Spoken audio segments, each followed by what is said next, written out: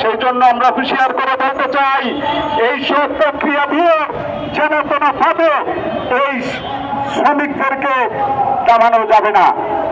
শ্রমিকরা এখন পর্যন্ত বাড়তি বেতনের জন্য আন্দোলন শুরু করে নাই, তাদের জীবন এখনো আটকে আছে সেই জায়গায়, তাদের বকেয়া পাওনার জন্য তাদের আন্দোলন করতে হচ্ছে।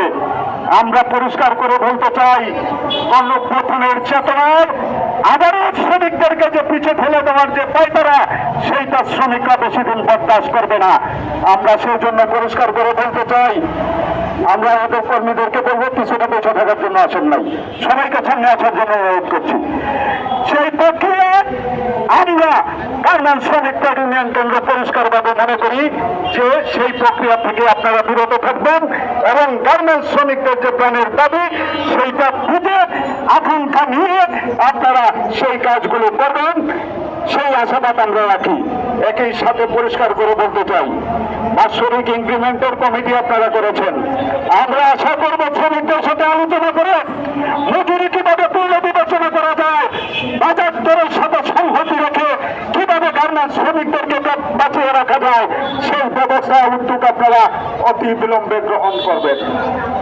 আর একটা কথা আপনাদেরকে বলেই আমি আমার কথা শেষ করতে চাই, আপনারা গার্মেন্টস শ্রমিকরা যখন তার বকেয়া বেতনের আন্দোলন করে তখন আমরা দেখি তথাকথিত শিক্ষিত ভদ্রলোকরা এবং সরকারের কিছু কিছু লোকরা বলে যে ফ্যাসিবাদের পুনর্বাসনের জন্য আন্দোলন করছে।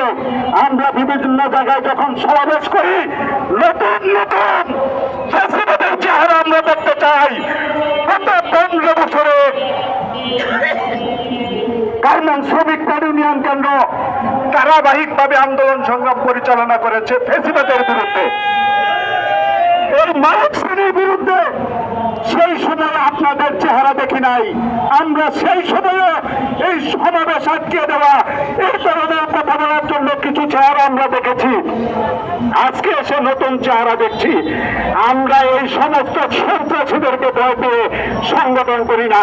সুতরাং হুঁশিয়ার করে দিতে চাই, ফ্যাসিবাদের বিরুদ্ধে আন্দোলনে গার্মেন্টস শ্রমিকরা জীবন দিয়েছে, আমরা গুলি খেয়েছি, জেল কেটেছি, আর আমাদের দাবিকে বাইপাস করে কোন ধরনের ষড়যন্ত্র গার্মেন্টস শ্রমিকরা বরদাস্ত করবে না।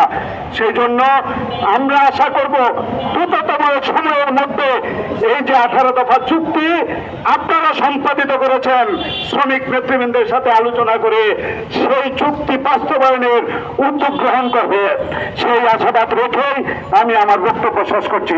সকলকেই ধন্যবাদ।